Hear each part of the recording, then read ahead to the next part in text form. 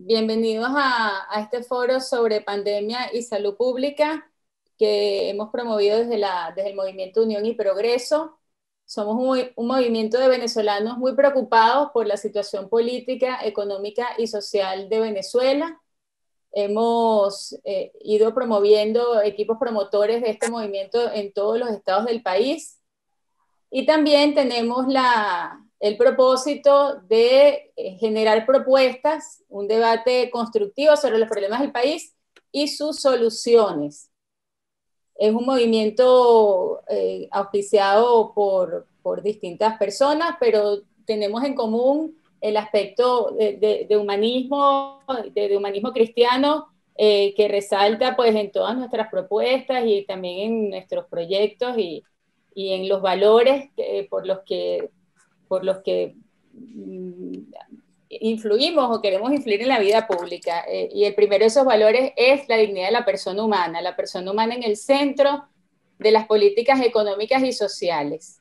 Y dentro de los principios más importantes, de los derechos más importantes, el principal de todos es el derecho a la vida.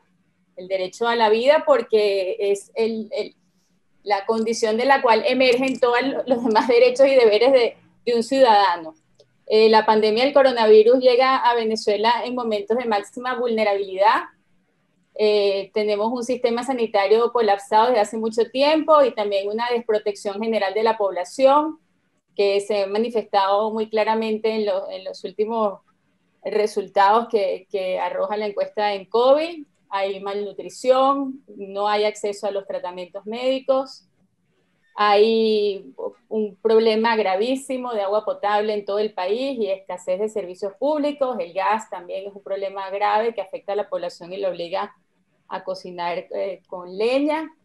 Y entonces, en medio de esa desprotección sanitaria y del colapso de nuestros hospitales, pues llega una pandemia a complicar más el panorama mundial y, por supuesto, el venezolano.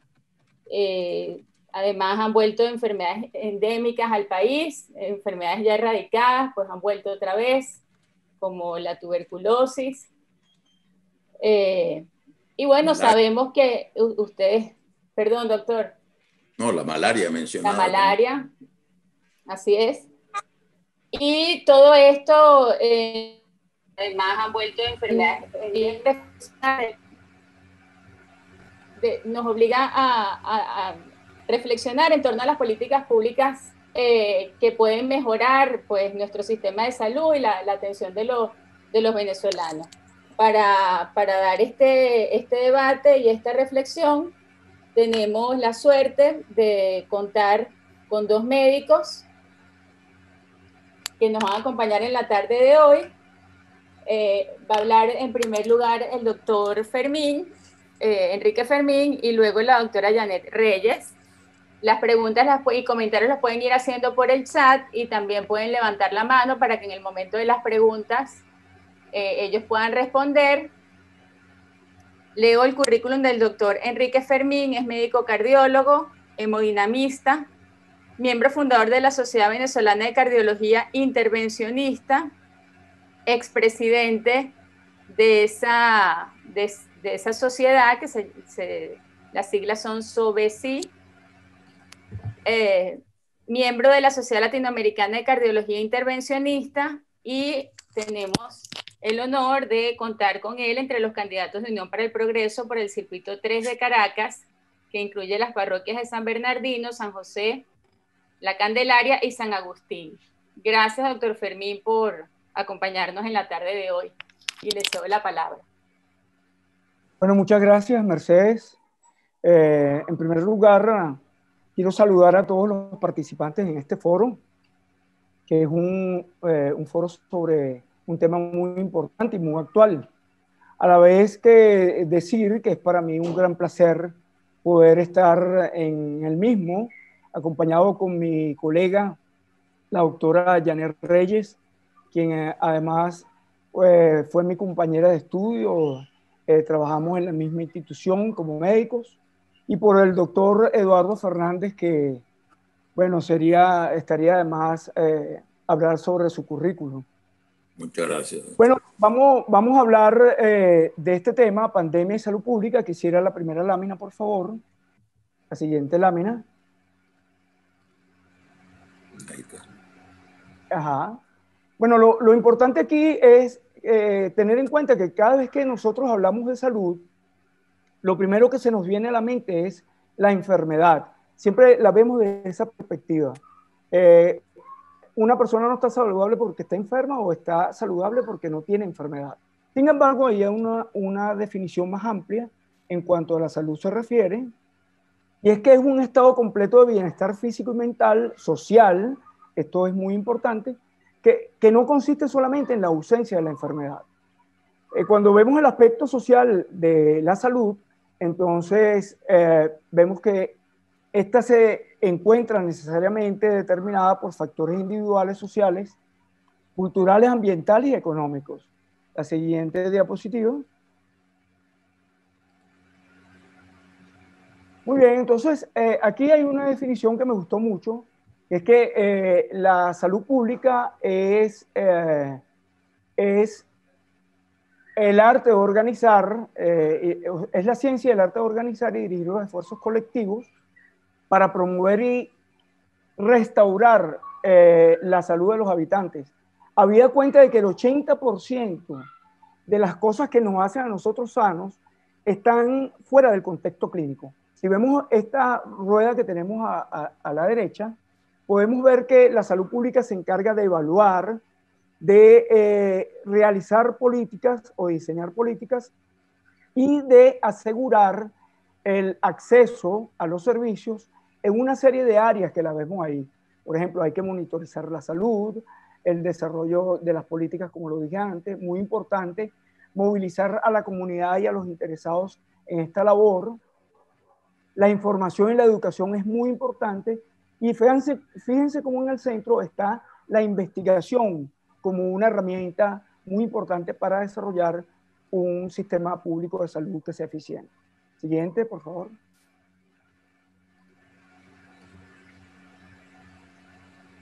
Bueno, en medio de una pandemia como la del COVID-19, que se inició, como todos sabemos, en Wuhan, en China, en diciembre del 2019, es una prioridad contar con unos servicios públicos de salud que estén fortalecidos, que sean consistentes. Y vemos que un sistema robusto de salud pública es necesario que sea capaz de detectar las nuevas amenazas, monitorizarlas y responder con resiliencia ante la misma. Siguiente, por favor. Gracias. Bueno, con COVID-19 en Venezuela. Los primeros casos fueron reportados en el mes de marzo de este año y se presenta en un país que tiene una profunda crisis económica, social y política. Nos azota la hiperinflación, deterioro de los servicios básicos, hay una escasez de combustibles, el sistema de salud es precario y hay una emigración importante del personal de salud calificado. De manera tal que ya COVID-19 consigue al sistema de salud venezolano o a la sociedad venezolana enferma por definición de lo que dijimos antes, que era el concepto de salud. Siguiente.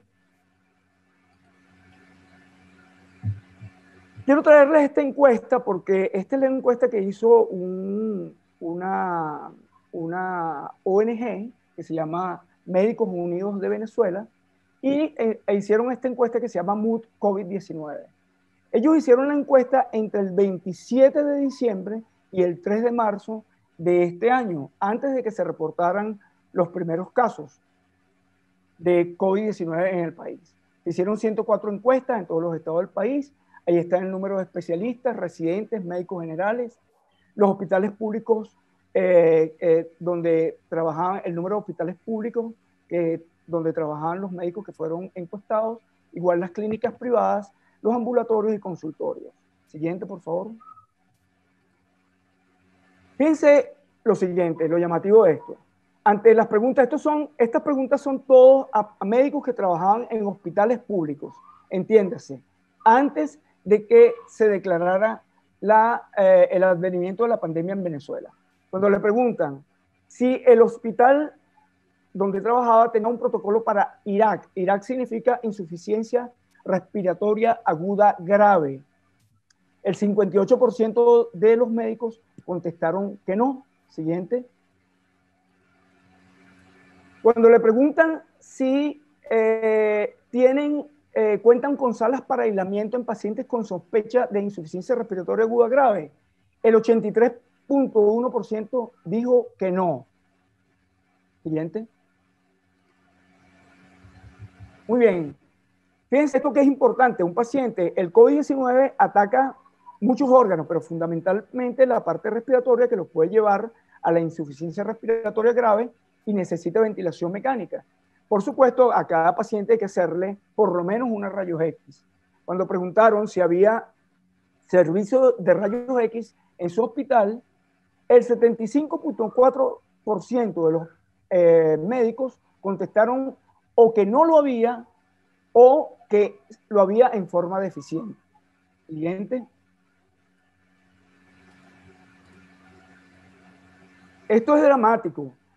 Una de las cosas que hay que hacerle a un paciente con afectación pulmonar, con COVID, o todo paciente con COVID, es una tomografía pulmonar, porque ahí es donde se detectan las lesiones típicas del COVID y se ve el grado de extensión de la enfermedad. Entonces, cuando preguntaron a los médicos si en esos hospitales había tomografía, el 94% de los médicos contestaron, que no. Siguiente. Ok, cuando les preguntan si contaban con enseres básicos, guantes, tapabocas, jabón, lentes de seguridad, batas descartables, 88.7% de los médicos dijeron o que no lo habían o que lo había en forma deficiente. Siguiente. Tenemos aquí, contaban con kit diagnósticos para detectar la COVID-19. 69, casi 70% dijo que no. Siguiente, por favor. Vemos aquí si su centro cuenta con una unidad de terapia intensiva. Aquí toca a la doctora Janet Reyes, que se dedica a esta parte.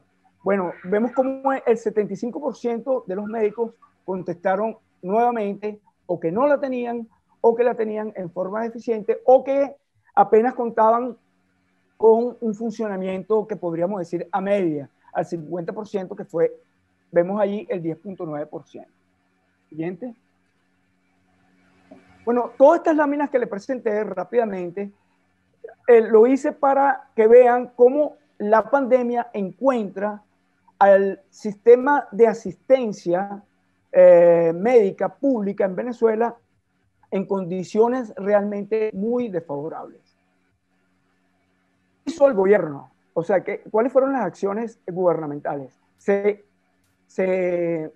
decretó rápidamente desde el inicio una cuarentena radical, que eso hizo que la curva realmente no fuese muy empinada, sino que se retardó el ascenso brusco de los casos, pero esto, como sabemos todos nosotros, por la experiencia que hemos visto, no es sostenible en el tiempo, porque la gente tiene que salir a trabajar, la gente tiene que producir, la gente tiene que buscar alimentos, etc. Luego se indicó hospitalizar a todos los detectados por orden oficial. ¿Qué sucedió con esto? Hubo una saturación rápida de las capacidades de atención y con intención o no, bueno, no creo que haya sido con intención, pero indudablemente se generó miedo. ¿Miedo por qué? Porque una persona decía, bueno, yo estoy asintomática o tengo pocos síntomas, yo me quiero quedar en mi casa, no, me van a meter en un CDI, no sé, me van a llevar a un hotel. Entonces eso hizo que mucha gente no buscara ayuda y eso trajo como consecuencia que existiese desde el principio, aunque eso es un hecho mundial, pero muy marcado en Venezuela, de un subregistro de la cantidad real de los casos. Siguiente. Bueno, se estableció, como todos sabemos, un control estricto en las fronteras con los países vecinos, cosa que es una medida acertada, pero que ha sido vulnerado por las llamadas trochas. Es algo que ha incidido negativamente o que incidió negativamente en cuanto al control de la pandemia. Luego se flexibilizó parcialmente, que es el esquema que tenemos actualmente, el 7x7, y era un hecho inevitable porque la paralización y el empeoramiento de la situación económica lo que ha hecho es, digamos, agravar el daño per se de la pandemia. Bueno, finalmente, efectivamente, el Estado ha surtido con algunos medicamentos de alto costo como antivirales e interferón a los pacientes. Esto es un hecho loable y necesario, es un deber del Estado, pero no conocemos realmente cuál ha sido el alcance, si existe abastecimiento suficiente. Eso ha rodeado mucho la falta de información clara, transparente, diáfana en cuanto a las estadísticas y a las medidas que se han tomado. Siguiente, por favor. Bueno, ¿qué ha sucedido entonces? Nos ha llevado al estado actual de las cosas, ¿no? Hay una saturación de la capacidad de atención hospitalaria. Lo cierto, lo verdadero es que hay una escasez de las pruebas diagnósticas, tanto rápidas como la PCR, que es la más específica, es la que nos dice si realmente existe, el paciente tiene o no la infección por el virus COVID-19. Yo tuve la oportunidad de estar en un hospital que era un hospital centinela y en el laboratorio había un cartel escrito que decía eso es para que todos veamos un ejemplo de lo que está sucediendo. Incluso hay un retardo asombroso en el procesamiento de la PCR, por ejemplo. Hay pacientes que pueden tener 1 o 2 meses de haberse hecho el diagnóstico y aún no se tiene la prueba de certeza. Por supuesto, hay un subregistro de los casos existentes debido a las pruebas diagnósticas, un subregistro en cuanto a la letalidad atribuida a la pandemia. Mucha gente a lo mejor se ha muerto por la pandemia, y no se tiene la certeza de si es así o no es así. Otro paciente puede morir por infarto, que no es atribuible a la pandemia, pero si fue sospechoso, inmediatamente se atribuye que lo más probable es que se haya muerto por COVID, y esto ha traído pues un subregistro en cuanto a la letalidad real. Bueno, y finalmente quiero plantearles esto, que hay un abatimiento de la capacidad de atención hospitalaria debido a las bajas ocasionadas entre el personal sanitario. Sabemos que en el personal sanitario en el país hay más de 200 muertos entre personal de enfermería y médicos productos del coronavirus, además del estrés emocional a que está sometido el personal. Una de esas cosas es el llamado síndrome de Burnout, que es lo que llaman el quemado por el trabajo. Siguiente, por favor. Bueno, esto es muy importante, pues aquí les muestro todos cuadros. El de la izquierda es el cuadro, la proyección matemática que hizo la Academia de Ciencias Físicas, Matemáticas y Naturales en el mes de marzo de este año, donde ellos hacían una proyección debido a la escasez de pruebas PCR, pero hicieron un análisis, un ensayo matemático, y ellos plantearon que, por ejemplo, en el mes de julio podrían haber alrededor de unos 3.000 casos por día.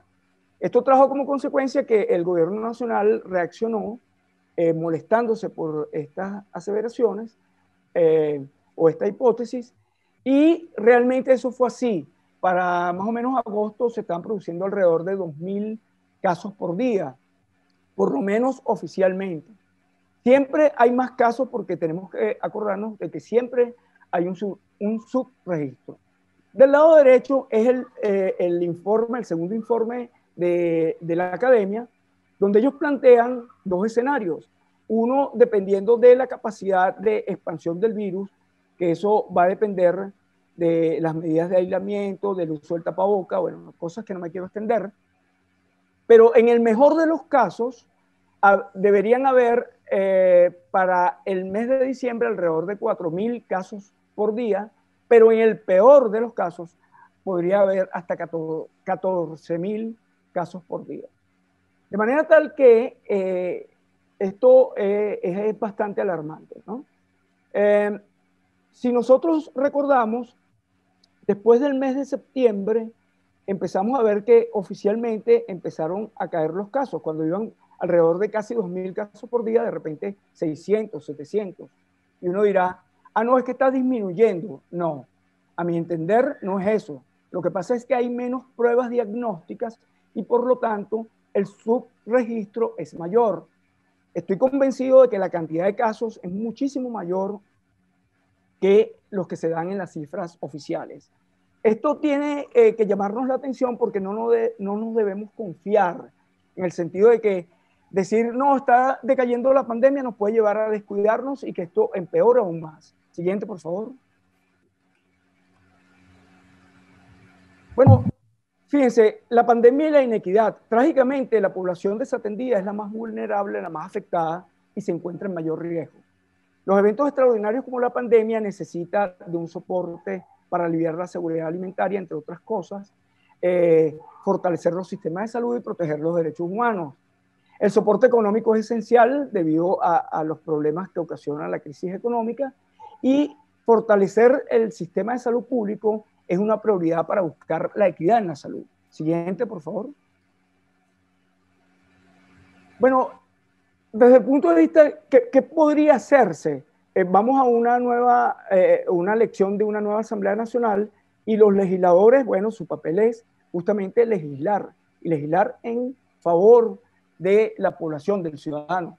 Por eso es necesario que en el Poder Legislativo se haga una revisión de las dos leyes aprobadas que existen, que es la Ley Orgánica de Salud, que se promulgó en noviembre de 1998, y la Ley del Sistema de Seguridad Social, que fue aprobada en el 2012. Hay que definir con sensatez y realismo las necesidades de nuestra sociedad, legislar para tener un presupuesto suficiente, equilibrado, con planificación a corto, mediano y largo plazo, con la debida supervisión y el debido seguimiento. Mediante el concurso de todos los sectores interesados es muy importante que se busque la integración de todos los factores interesados y capaces de adaptar para propiciar las modificaciones necesarias, conformar un sólido sistema de salud público, fomentar y restaurar la salud, siempre en función del ciudadano, con criterios de equidad, eficiencia y sustentabilidad. Siguiente, por favor. Siguiente. Bueno, aquí quería terminar con esto. No, la anterior, por favor. Gracias. Quería terminar con esto porque de verdad debemos perseguir que el ciudadano viva en ciudades llamadas inteligentes. Esto responde, o lo traigo, de un artículo que unos investigadores publicaron en Portugal. Y me voy a permitir leer rápidamente para terminar. Tenemos que buscar que una ciudad inteligente que considere que hay que prepararse para una pandemia en forma tal de mejorar la calidad de vida de las ciudades contemporáneas. Muy importante, le quiero decir esto, que tomado en cuenta que la detención de una pandemia en un país democrático se basa en el consenso social acerca de los principios y acciones que deben emprenderse, los ciudadanos deberán participar tanto como sea posible en el debate acerca de los valores, las metas y los enfoques que se utilizarán. Bueno, muchas gracias por oírme. Ha sido todo por esta presentación. Gracias. Muchísimas gracias al doctor Enrique Fermín. Me imagino que habrá muchas preguntas porque la exposición ha sido sumamente clara. Y vamos a escuchar entonces a la doctora Janet Reyes. Después de hablar el doctor Eduardo Fernández, inmediatamente damos paso a las preguntas. La doctora Janet Reyes es médico egresada de la Universidad Central de Venezuela con posgrado en Medicina Interna y Cuidados Intensivos. Es especialista en Medicina Crítica, cursante de la Maestría de Bioética en el Centro Nacional de Bioética de la UCB y actualmente es coordinadora docente del Hospital de Clínicas Caracas. Muchas gracias, doctora Reyes, y le cedo la palabra. Buenas tardes. En primer lugar, quiero agradecer al doctor Enrique, el compañero de toda la vida, por esta oportunidad de poder conversar algunos aspectos que tienen que ver fundamentalmente desde la ética y en particular particular desde la bioética, que es, por decir, la parte aplicada de la ética. Hemos visto que la bioética ha aparecido a partir de los años 70 y ha sido realmente utilizada para proteger a las personas en casos de investigación, es decir, respetar su dignidad y respetar sus derechos. Sin embargo, la bioética se ha extendido y ha propuesto algunas metodologías para resolver los problemas del día a día. Inicialmente fue a través de la teoría del principalista, pero actualmente realmente se ha visto que es muy limitada y se ha extendido hacia la teoría de los valores, es decir, ¿qué es un valor? Lo que le importa a la gente. Y con base a eso, la gente va haciendo sus leyes y va estableciendo la forma de convivir en la sociedad. De esta manera, la bioética ha permitido que poder extenderse a otras áreas de la vida, así como también de los seres vivos y por supuesto del ambiente. Entonces, cuando nosotros tratamos de resolver los problemas desde el punto de vista de la ética, tenemos que determinar no solamente los hechos, sino en un caso concreto, y hacer el análisis de los valores que están comprometidos en ese momento.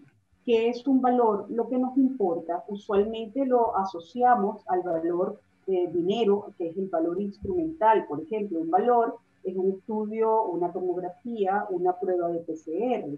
Pero hay otros valores que son muy importantes de tener en cuenta, que son, por supuesto, los llamados valores intrínsecos, que son los que, nosotros manejamos en la práctica clínica, que son aquellos valores correspondientes a la vida, a la muerte, a la enfermedad y a la salud. Y es bajo este esquema que voy a desarrollar entonces mi charla. La siguiente.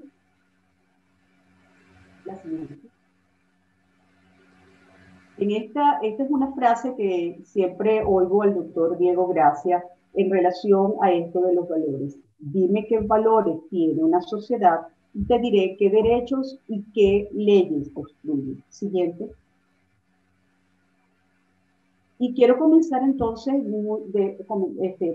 haciendo un poquito de historia en relación a los conceptos de higiene. Higiene sería todas aquellas actividades, aquellos procedimientos y técnicas que realizamos en el aseo personal y en la limpieza de nuestro ambiente para mantener la salud y prevenir las enfermedades. Vemos entonces que la higiene viene desde la época, se conoce desde la época antigua, e incluso tenía una diosa, que es la diosa Igea, que es una diosa mitológica. La higiene inicialmente fue una higiene privada, la cual corresponde a lo que, o se aprende en casa y en la escuela, o se aprendía en la escuela como educación sanitaria. Y hoy la vemos que una de las medidas preventivas del COVID es lavarse las manos. Eso es educación sanitaria. Y también tenemos lo que es la higiene pública. La higiene pública sería aquellas acciones que la sociedad y fundamentalmente el Estado establece para preservar la salud de la colectividad. Y esto es lo que corresponde a las políticas sanitarias, a las políticas públicas. Esto tiene que ver con la disposición del agua, el tener el agua en forma permanente, la disposición de las aguas servidas, la basura, los residuos orgánicos, etcétera. Todo esto, por supuesto, requiere de electricidad. Siguiente. Entonces, la higiene privada no es un término, como dije anteriormente, nuevo, sino que ya viene desde mucho antes, conocida desde los presocráticos. Ya ellos se determinaba que la higiene era un factor importante para mantener el equilibrio del cuerpo. Pero esto es desde antes de Cristo. Posteriormente, Hipócrates desde Grecia y posteriormente Galeno desde Roma, reúne todo lo que se llaman las actividades de higiene en las llamadas topografías médicas. Esto era una guía que utilizaban los médicos antiguos para poder evaluar a las personas cuando iban a hacer la visita médica, porque anteriormente no había hospitales, sino que los médicos hacían medicina privada. Entonces, el médico tenía la obligación de revisar cómo estaba el aire, especialmente el medio ambiente, cómo era la disposición del agua, la comida, qué comían, qué bebían, cómo era el sueño, la vigilia, las excretas, la sexualidad, el ejercicio físico, las emociones y el mundo psíquico. Esto se mantuvo así hasta aproximadamente el siglo XVII y XVIII, en la cual se comienzan las revoluciones liberales, aparece la ilustración, o sea, se desarrolla la ilustración, se desarrolla el racionalismo, aparece el concepto de democracia y por supuesto se describen los derechos humanos. Primero fueron los derechos humanos de primer orden, que son derechos negativos, es decir, no me quites la salud, no me quites el trabajo, protégeme, no me quites la vida, porque esos son derechos que son fundamentales y se adquieren desde el mismo momento en que se nace. Y posteriormente aparecen los derechos de segundo orden, que son complementarios a los derechos de primer orden. Y además se establece con esto un nuevo orden. Este nuevo orden surge con la autonomía personal, que fue descrita por Immanuel Kant. Se separa la sociedad del Estado y aparecen los lenguajes de la sociedad, que es la sociedad, el lenguaje de los valores en el caso de la sociedad y el lenguaje del derecho y de las leyes en el caso del Estado. La educación es considerada muy importante y la higiene personal es materia de aprendizaje. El Estado, entonces, a través del desarrollo de los derechos de segundo grado, adquiere la obligación y es exigible por justicia de proteger la salud de las personas a través del derecho de asistencia médica. La educación sanitaria empieza progresivamente, que es la educación privada, comienza progresivamente a ser dejada de lado de la educación formal y ya desaparece de muchos programas de educación a partir de mediados del siglo XX. Siguiente. Siguiente. Por lo tanto, entonces es importante saber que la salud pública nace en el norte de Europa en 1830 y aparece como una oficina que se llamaba un punto de control de infecciones de fronteras. En Venezuela realmente comenzó la salud pública a empezar a desarrollarse en 1804, que fue la primera, se podría decir, la primera acción pública, que fue la vacuna de la viruela, que fue iniciada por la Junta Central de la Vacuna con José Domingo Díaz, a partir de la expedición filantrópica de Balmes, el cual trajo la vacuna antivariólica al país. Esto se mantuvo, digamos, sin mucha organización hasta 1909 con Luis Racetti, que se considera ya el pionero de la salud pública. Y en 1936 aparece el Ministerio de Sanidad de la mano de Enrique Tejeda. Pero realmente la salud pública es impulsada en forma importante por los doctores Gabaldón, Oropesa, Baldó, Fernández y Curiel, los cuales logran el control de la malaria, la enfermedad de Chagas, la bilharzia, la fiebre amarilla, la tuberculosis. Se establece una red hospitalaria importante en el país y sobre todo se construye la red de agua potable y servidas, así como también se pueden realizar campañas de vacunación infantil masiva. La pregunta es, ¿qué pasa en la Venezuela actual? ¿Se mantiene la educación sanitaria en las escuelas aún en este momento? Porque yo recibí moral y cívica y veía educación sanitaria. Ya ahorita pienso que no. Y además, ¿qué ha pasado con estas políticas públicas, con los importantes logros de salud pública que se lograron en esta época y que ya la habíamos disfrutado? Siguiente.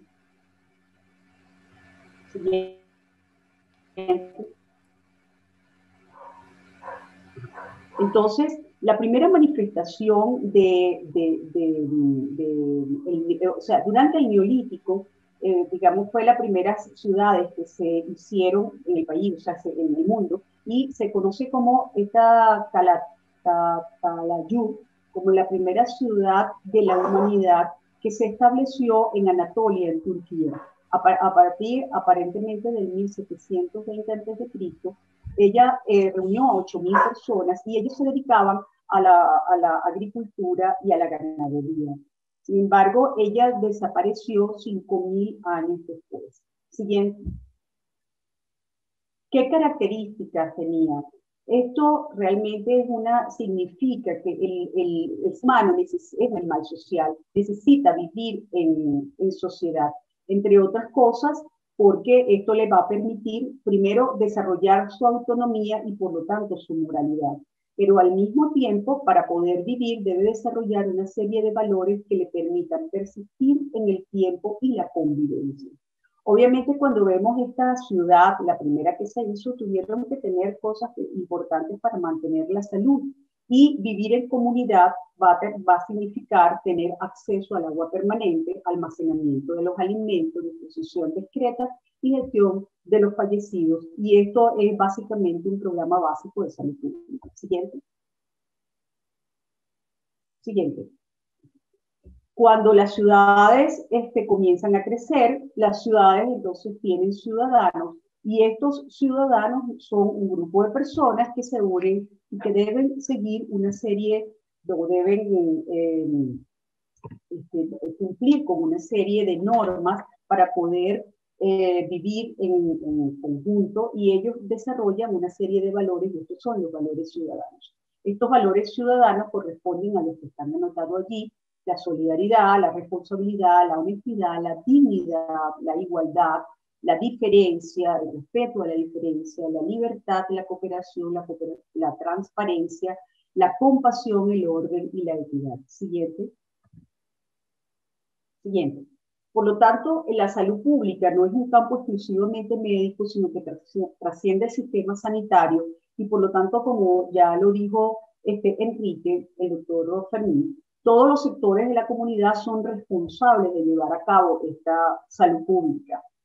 Hay múltiples definiciones de salud pública, pero esta de Petersen y de Lee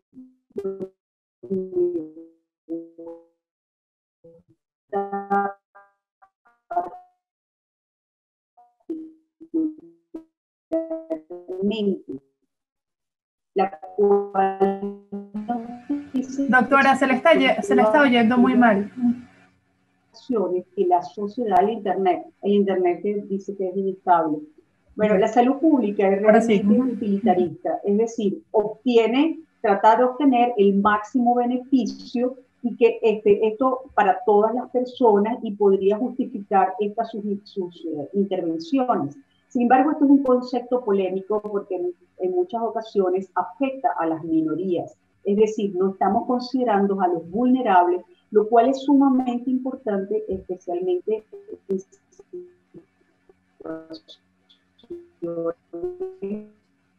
de nuevo, doctora.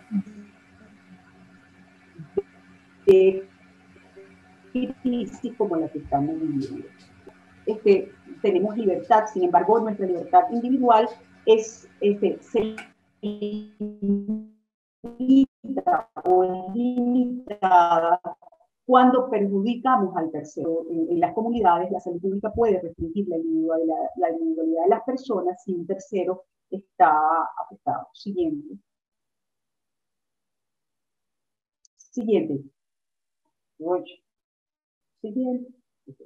Entonces, para tomar decisiones en la salud pública es importante tener en cuenta múltiples valores, como son el deber de cuidar. El cuidar es fundamental, de que nos cuidemos unos con otros, y especialmente a los grupos extremos, los niños y los ancianos. La equidad es fundamental porque esto permite que, a pesar de que haya desigualdades, los vulnerables van a recibir, y eso también incluye la parte de justicia.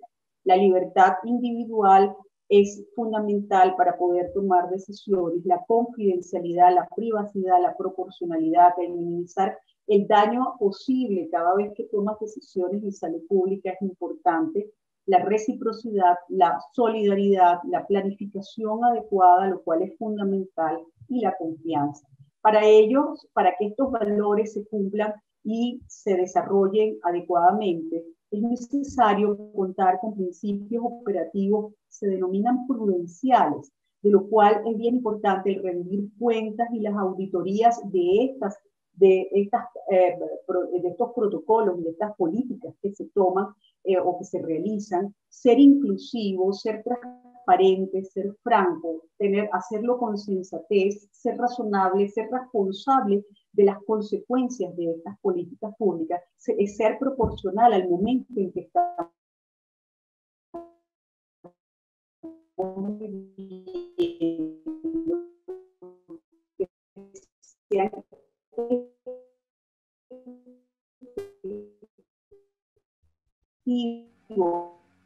Doctora, se le está escuchando muy mal. Y que cuenten con apoyo científico. Un segundo.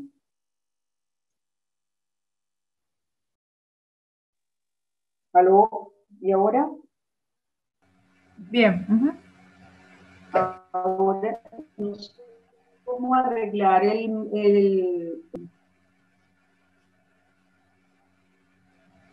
¿Ahora? Sí. ¿Ahora? ¿Mejor? Ajá. Ok, dale. Entonces, siguiente. En pandemia, ¿cómo distribuir o cuál sería un método para distribuir los recursos médicos que suelen ser siempre escasos y que además siempre contamos con presupuestos limitados? Siguiente. Siguiente. Siguiente. La próxima. Entonces, la clasificación de las enfermedades viene desde la época de Hipócrates, la anterior.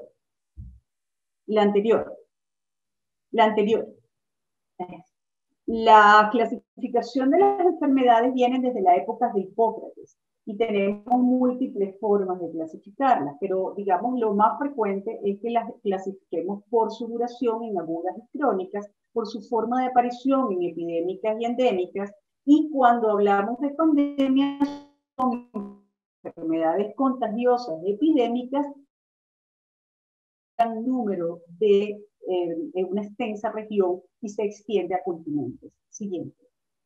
Por lo tanto, esto nos plantea, siguiente. Ok. Entonces, esto nos plantea escenarios que van a ser cambiantes.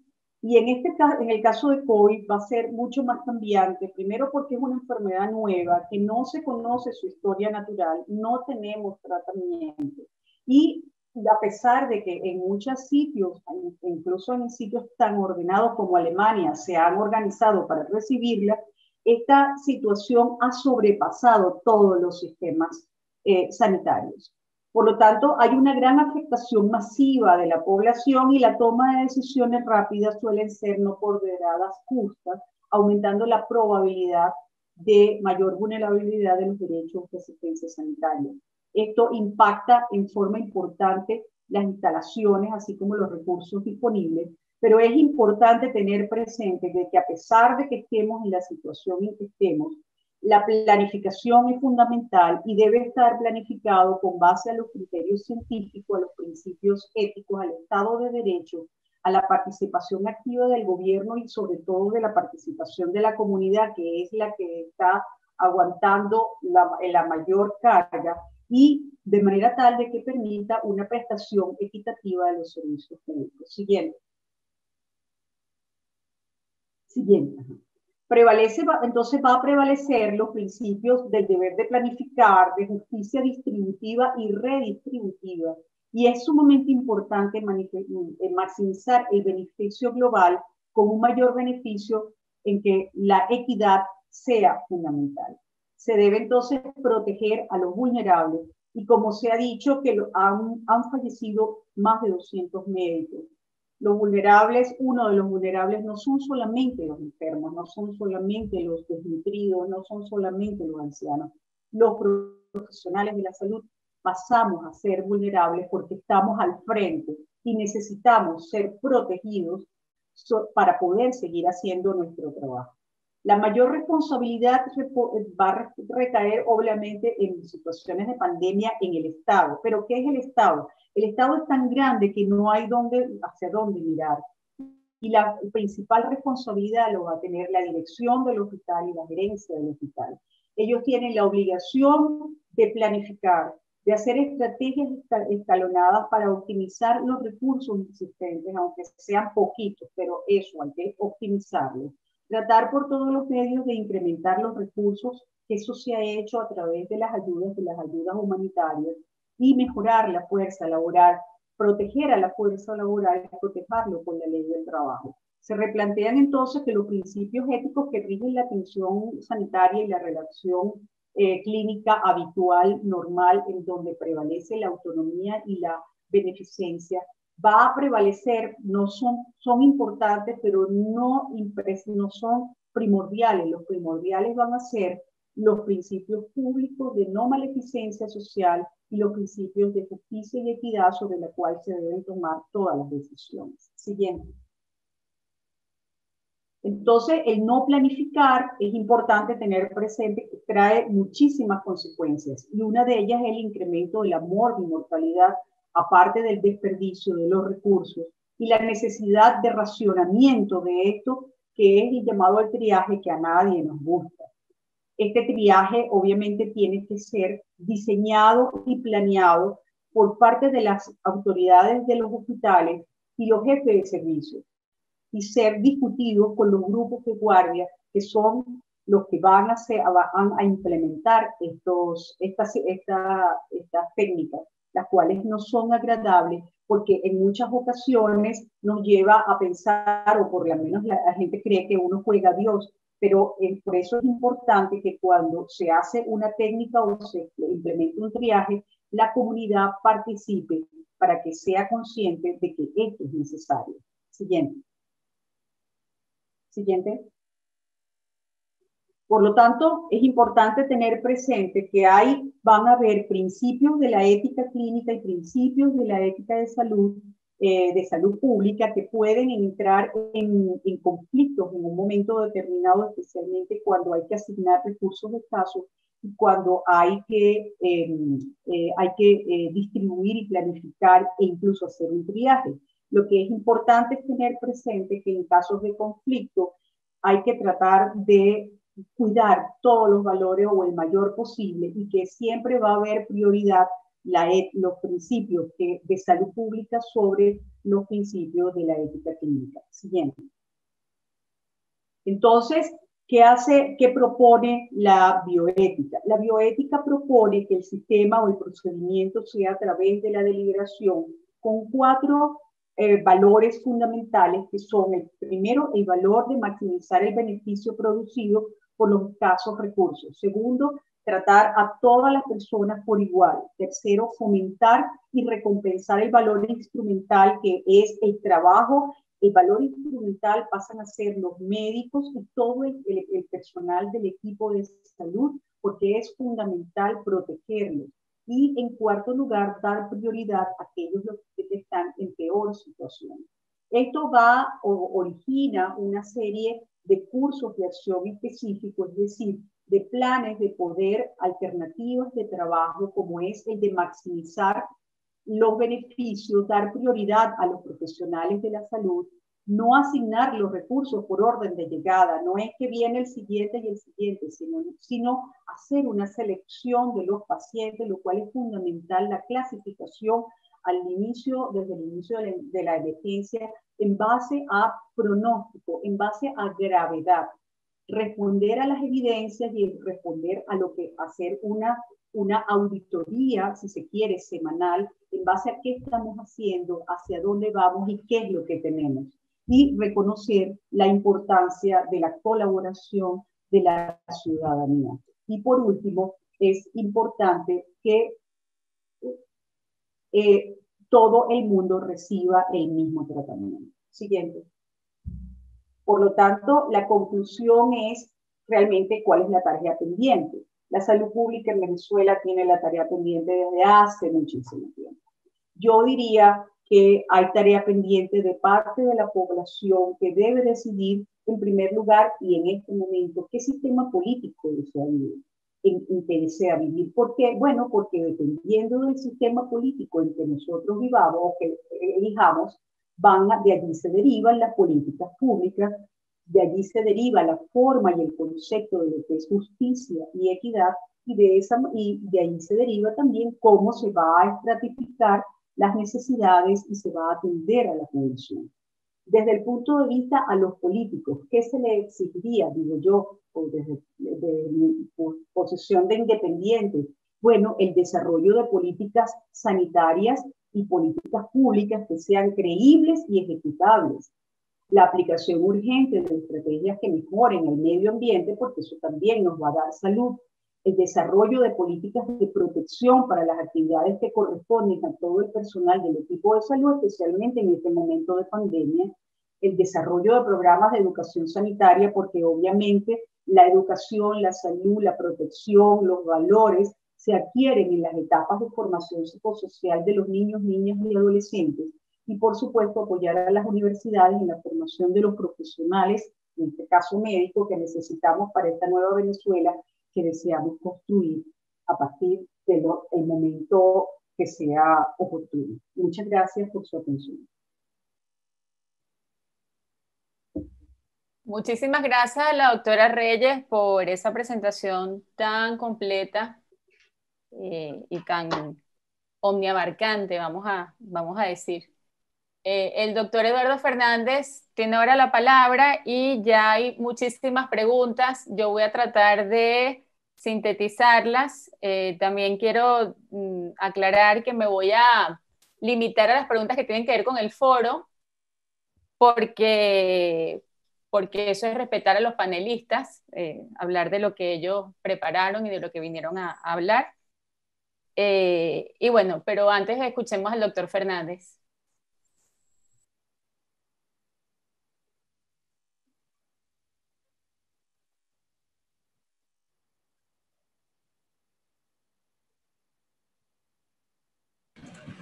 Doctor, tiene el micrófono muteado, disculpe. Encienda su micrófono, doctor.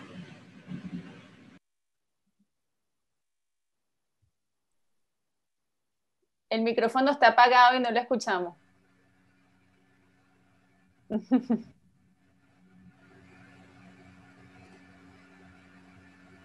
¿Aló? ¿Ahora sí? Ahora sí, doctor. Sí. Uh-huh. Ok, bueno, decía que estaba muy agradecido por la invitación que me había hecho mis amigos de Unión Progreso para participar en este foro, Pandemia y Salud Pública. Yo estoy muy agradecido y además muy impresionado por la calidad de mis predecesores. La presentación de la doctora Janet Reyes, que es médico especialista en medicina crítica, ha sido una excelente presentación con unas gráficas muy importantes para un diagnóstico adecuado de la situación y para procurar una terapéutica igualmente acertada. Y la presentación del doctor Enrique Fermín, que es médico y además es candidato a formar parte del órgano legislativo del Poder Público, de la Asamblea Nacional, que es un órgano que tiene una responsabilidad muy grande porque hay que legislar en esta materia. De modo que muy agradecido y felicitaciones a la doctora Reyes y al doctor Fermín. Felicitaciones también a Mercedes y a nuestro amigo Rafael Hernández, que además es director de políticas públicas del Centro Internacional de Políticas Públicas Aristides Calvani, mejor conocido como IFEDEC. Y Mercedes Malavé González, que es además directora de formación de ese mismo Centro de Políticas Públicas. Bueno, me parece que no hace mucha falta destacar la importancia enorme que tiene la defensa de la vida, como lo dijo Mercedes al comienzo de esta reunión. Nosotros profesamos una convicción humanista democrática, humanista cristiana, y en esa convicción el centro fundamental es la persona humana. Somos antropocéntricos. La persona es lo más importante, cada una de las personas y el conjunto de las personas. Por eso el tema de la salud es tan delicado y tan importante.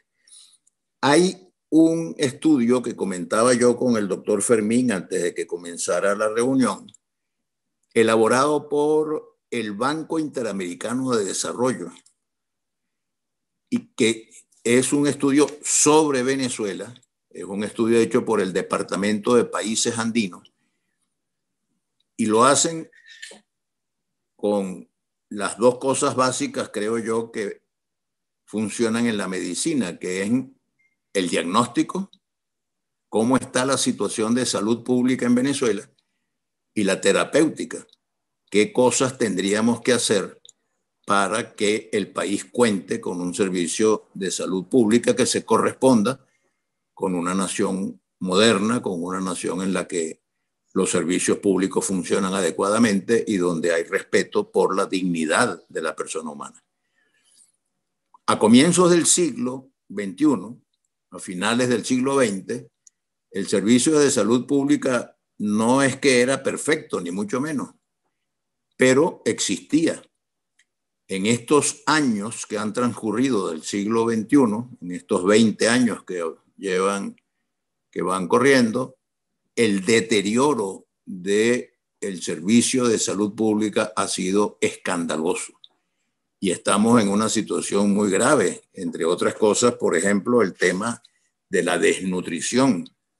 Según encuestas muy autorizadas, 650.000 niños venezolanos entre 0 y 5 años están padeciendo de un cuadro de desnutrición crónica. Por supuesto, esto hace que la población sea muy vulnerable a cualquier enfermedad y a cualquier problema que tenga que ver con la salud individual y la salud comunitaria, la salud pública. Nos sorprende la pandemia, como ha sido mencionado también, cuando el país está en una terrible crisis política, económica y social. Desde el punto de vista económico tenemos un cuadro de hiperinflación sostenido en el tiempo y un cuadro de recesión. Simultáneamente tenemos hiperinflación y recesión, o sea, empobrecimiento de la nación y del Estado venezolano. Y una crisis social, un crecimiento del número de venezolanos cuyo ingreso es de tal naturaleza que lo coloca al 90% de los venezolanos en situación de pobreza y más del 80% en situación de pobreza extrema, de pobreza crítica. Esto, desde luego, significa que estamos en un estado de vulnerabilidad extremadamente grande a cualquier enfermedad y a cualquier pandemia que se presente. Desde luego es importante ver qué es lo que ha pasado, qué es lo que está pasando en este momento. Las informaciones, por cierto, son muy poco dignas de confianza, porque desgraciadamente hay un problema de falta de confianza en las cifras oficiales, pero la situación es sumamente grave y una invitación a que hagamos lo necesario para que en adelante vayamos construyendo un sistema de seguridad social y un sistema de salud pública que se corresponda con los tiempos que estamos viviendo.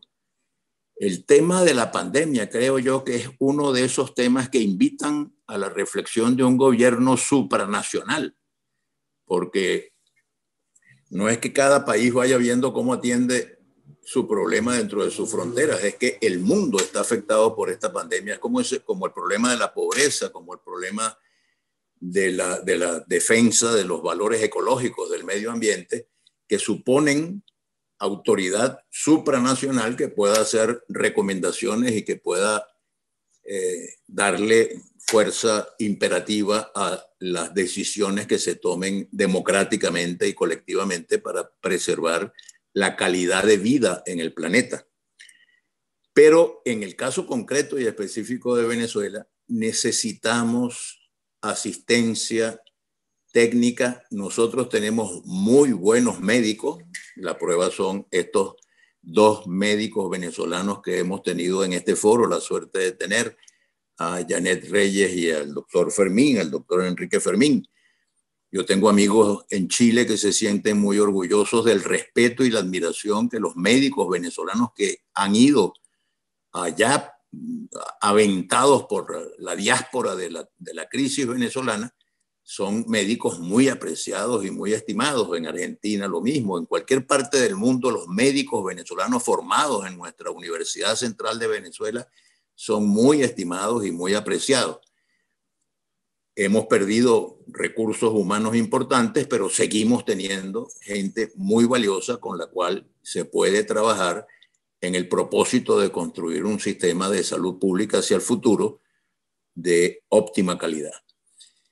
Desde luego no puedo dejar de mencionar que leyendo el informe del Banco Interamericano de Desarrollo se da uno cuenta de que el país necesita cambios económicos, políticas sociales y particularmente políticas sanitario-asistenciales que implican la necesidad de un gobierno de emergencia nacional.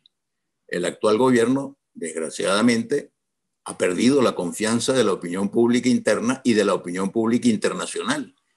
Y creo que los venezolanos, que apreciamos mucho la solidaridad de la comunidad internacional, pero que tenemos que resolver nuestros problemas nosotros mismos, tenemos que hacer lo necesario para poder contar con el auxilio de las instituciones crediticias multilaterales, como el Fondo Monetario Internacional, como el Banco Mundial, como el Banco Interamericano de Desarrollo, como la Comunidad Andina de Fomento y otras organizaciones que podrían asistirnos en el propósito de mejorar los servicios públicos en general, pero el tema de la salud con particular importancia y con particular atención. De modo que simplemente para abrir el espacio de preguntas y de participación de los que están atentos al desarrollo de este foro, reitero mi felicitación a la doctora Reyes y al doctor Fermín y mi felicitación a los organizadores del foro.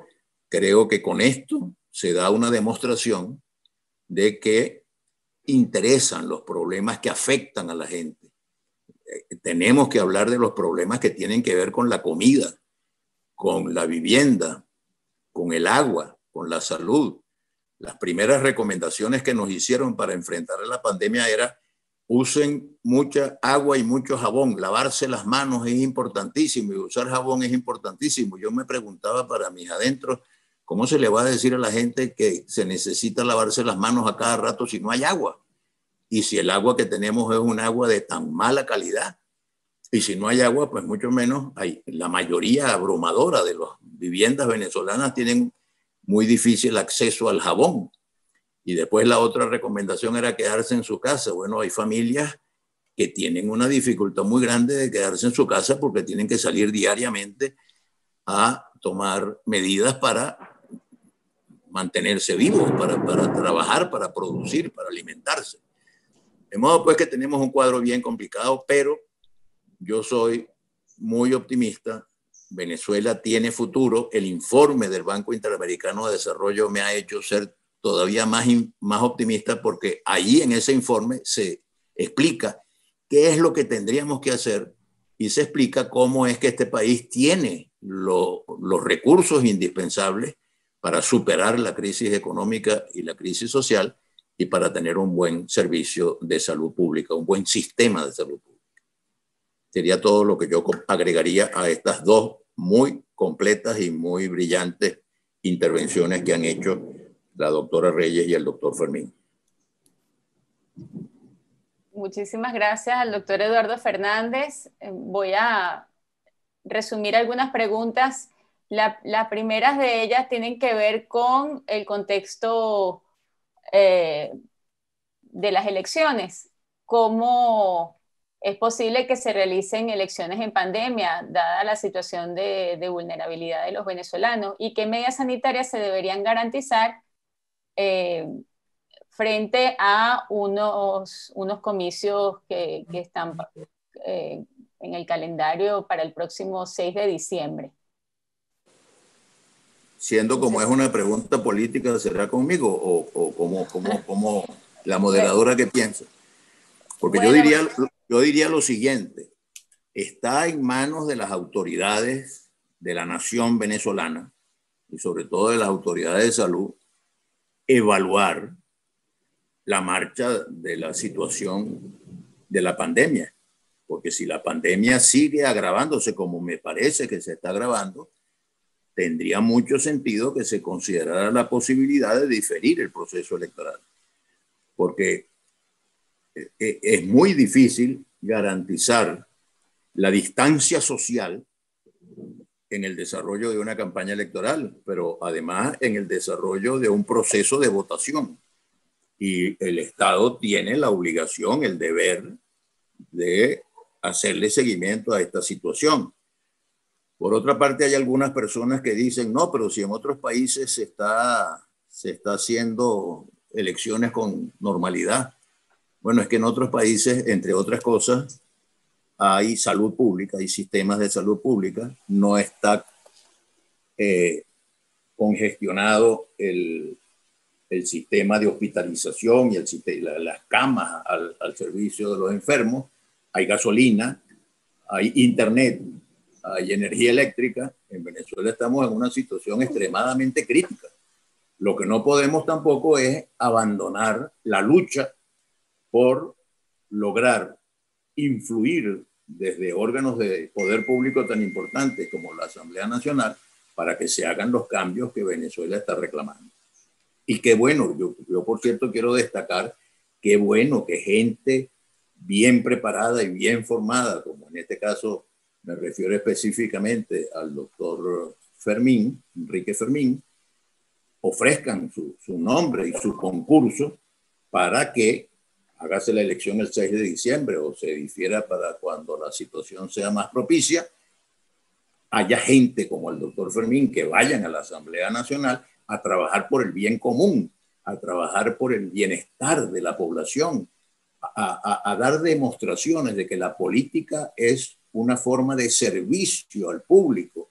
La percepción que tienen muchos venezolanos es que la política es para el servicio de los propios políticos, ¿no? La política es una forma excelsa de la caridad, una forma estupenda de servir a los ciudadanos, de trabajar por la gente.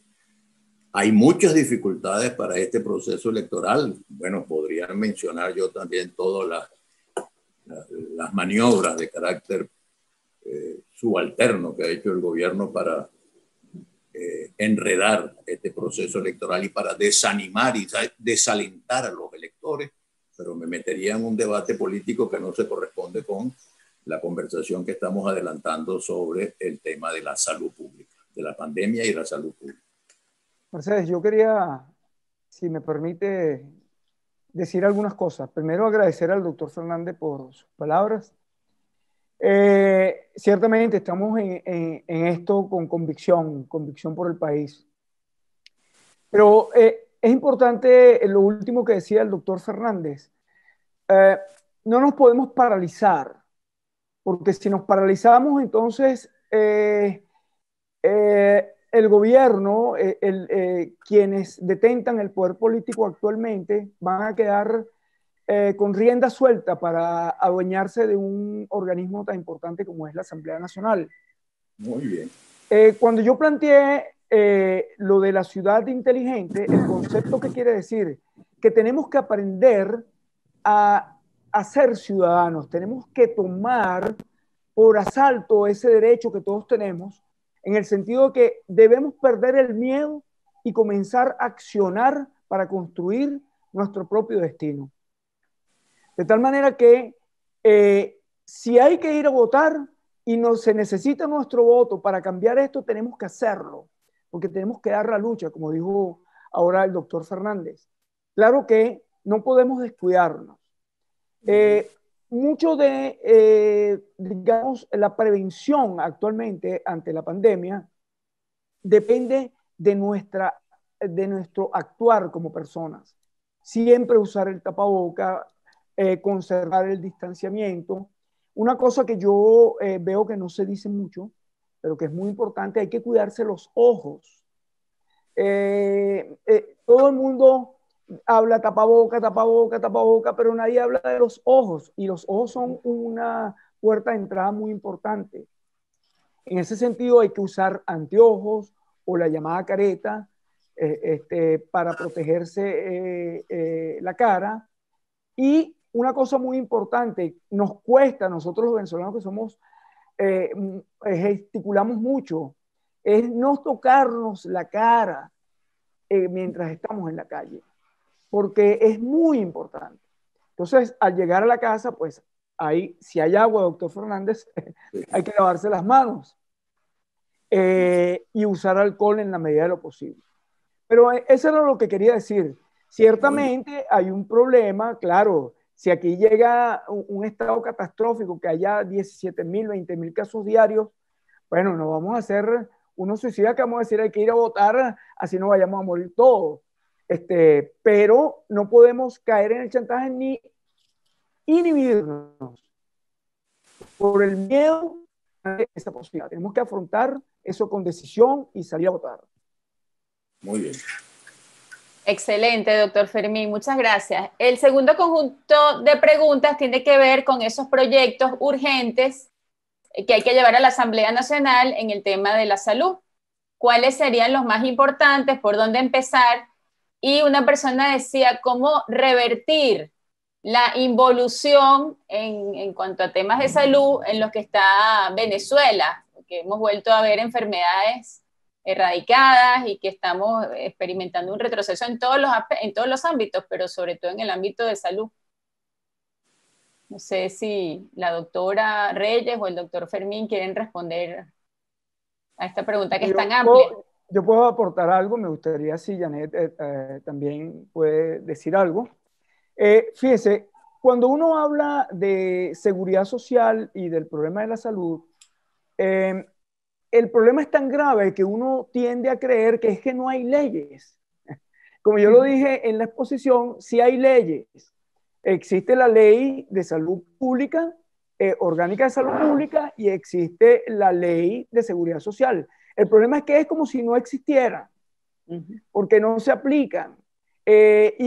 O que además los recursos o son precarios o son desviados, no hay seguimiento, no hay evaluación en cuanto a los logros que se hayan hecho con los presupuestos asignados, etc.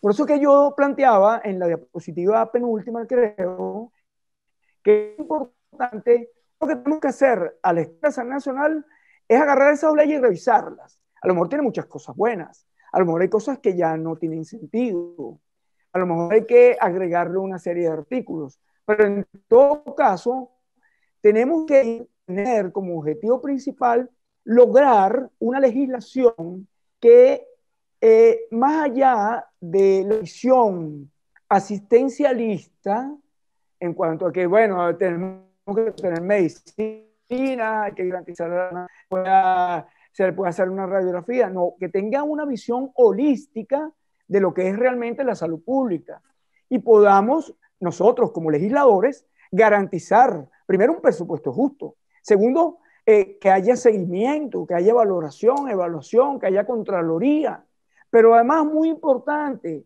aquí los políticos, muchos políticos, no todos los políticos, por supuesto, pero muchos políticos que llegan a la Asamblea Nacional o otro cargo, y entonces se olvidan de que el país es mucho más amplio, que las personas que nos toca representar en un determinado momento a los ciudadanos.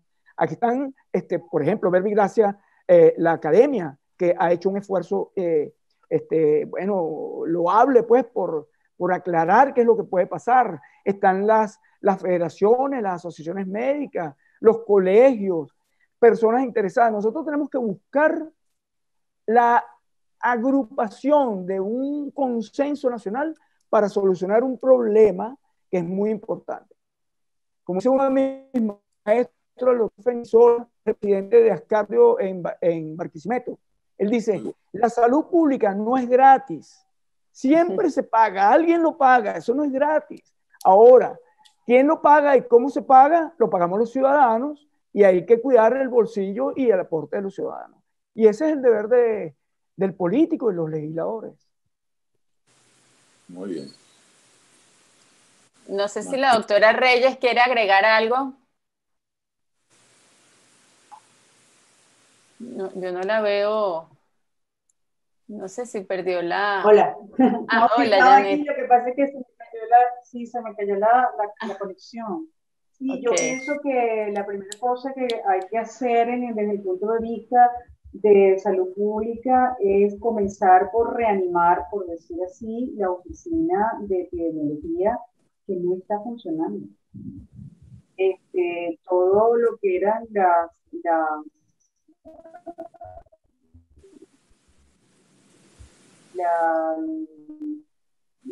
los de las enfermedades como la malaria, la tuberculosis, todos esos programas han desaparecido. Eso hay que reanimarlo, hay que buscar a los especialistas y volver otra vez a fundar, a refundar esas oficinas que tan buen trabajo hicieron a través del tiempo.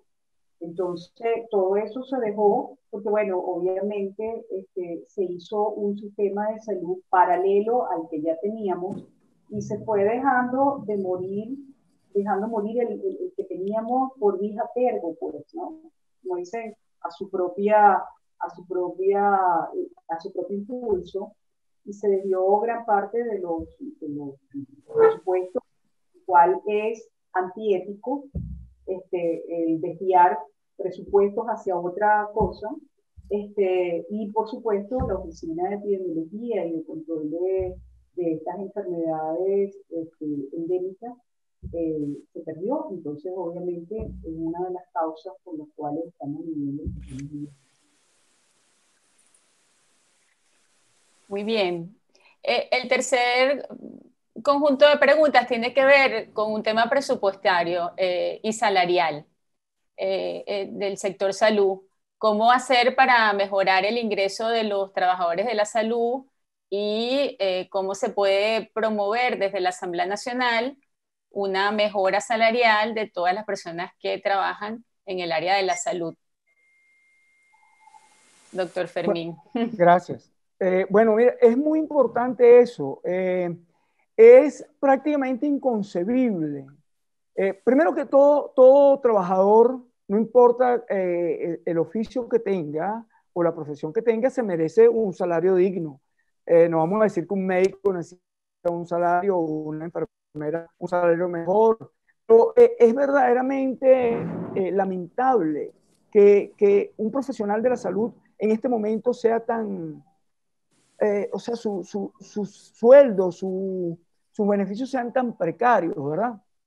Teniendo en cuenta de que son personas o somos personas, me meto en ese caso porque soy médico, obviamente, que le aportamos mucho a la sociedad y es necesario valorar a eso. Así como hay que valorar a tantos técnicos, ingenieros, expertos, científicos que se han ido al país, porque la gente busca trabajar para el país, pero tiene que vivir, tiene que tener una vida digna, tiene que cubrir sus necesidades, tienen hijos, tienen nietos, tienen muchas cosas que resolver.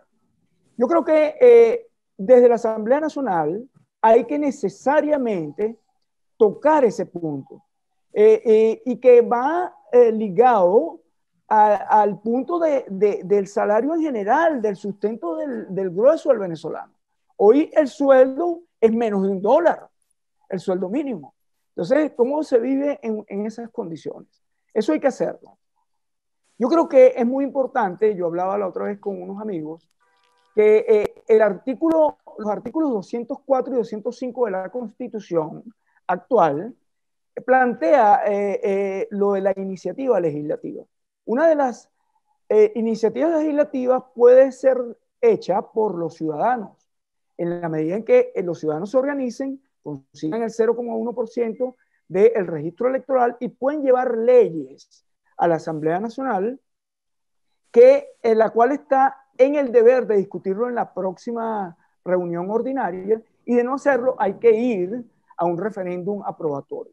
Entonces, yo creo que esa figura de la iniciativa legislativa es muy importante para todos nosotros, porque nosotros tenemos que buscarle solución a esto teniendo en cuenta el consenso, lo vuelvo a decir, el consenso de muchas personas, de muchas organizaciones, de muchos factores que tienen mucho que aportar al respecto. Bueno, ajá, sí, Ajá. adelante. Sí. Yo pienso que lo que hay que luchar es porque haya una mejor asignación del presupuesto para la actividad médica y para la actividad sanitaria en general. La cuestión es de dónde van a sacar el dinero, ¿no? Y para eso es importante promover la actividad de la empresa privada. La empresa privada generadora de empleo y también esto también de impuestos, y de esa manera poder tener dinero para poder aumentarle los sueldos y mejorar la calidad de atención sanitaria a todos los que trabajamos en el sector salud. Si ya hasta ahora y durante estos tiempos, todo el país depende o ha dependido fundamentalmente de la industria petrolera, la cual está destruida. Las pocas empresas que quedan son empresas que ya no dan para más. Por lo tanto, deberíamos comenzar pensando en cómo reactivar el aparato productivo para que haya una mejor asignación o mejor recaudación, una mejor asignación de presupuestos al sector médico o al sector sanitario, y de esta manera mejorar la calidad de vida y la calidad de atención al enfermo. Excelente. Bueno, y por último, recomendaciones para dirigir mejor el tema de la pandemia en Venezuela. ¿Qué cosas hay que hacer urgentemente para llevar mejor el tiempo que dure pues esta enfermedad en el país y mientras se descubre la vacuna? Bueno, fíjate, o fíjense, muy importante lo que dije, la acción del ciudadano. Tengamos en cuenta que nosotros somos un aspecto muy importante para cuidarnos. No le dejemos eso solamente a que alguien nos diga quédate en casa, sino que nosotros tenemos que tomar conciencia de las medidas que tenemos que tener para intentar no contaminarnos. Ya no las voy a repetir. Por otro lado, es necesario dejar la diatriba político-ideológica y buscar acuerdos de todos los sectores interesados en la nación para reevaluar qué es lo que realmente está pasando y con sinceridad ante la gente. Eso me lo enseñó mi amiga Janet. Con sinceridad ante la gente hay que decirles la verdad, porque cuando hablamos con la verdad la gente tiene confianza, y la confianza es muy importante en este momento. Y indudablemente ya técnico, lo ideal sería que tuviéramos la mayor cantidad, o sea, se hiciese un programa, un plan para hacer la mayor cantidad de pruebas PCR posibles. Es la única manera de descartar grandes contingentes de personas, saber quién de verdad está asintomático, quién tiene síntomas leves, y poder así planificar, porque las pruebas rápidas, que no son malas, tienen algunas limitaciones. Por ejemplo, hay una brecha entre 0 y 14 días que puede dar negativa y la persona está contaminada. Ese debería ser como uno de los objetivos principales a lograr en este momento. Muy bien. Bueno, está haciendo una lluvia tremenda, unos truenos. Agradezco mucho al doctor Fermín y a la doctora Reyes por este interesantísimo y muy pertinente foro sobre salud y políticas públicas. Próximamente les anunciaremos otros foros que vamos a tener desde esta plataforma de Unión para el Progreso, y agradecidos por su presencia en la tarde de hoy. Bueno, muchas gracias a todos. Ha sido un placer. Que estén bien. Igualmente. Chao. Chao. Gracias. Chao.